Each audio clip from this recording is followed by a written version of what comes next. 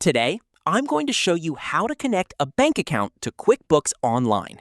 First, sign into QuickBooks Online and open the correct company file. From the left side menu, click Accounting. Then select Bank Transactions. This opens the area where you can connect and manage your bank feeds.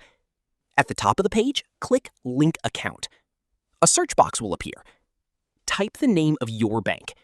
Then select the correct bank from the search results.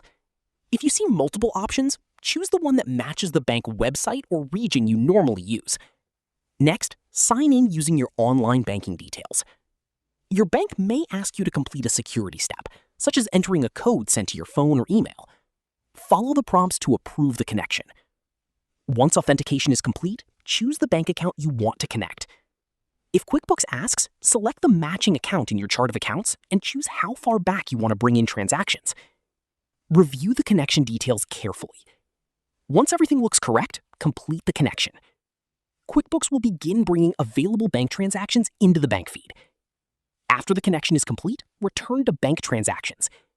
Your downloaded transactions will appear there, ready for you to review, match, categorize, or add to your books.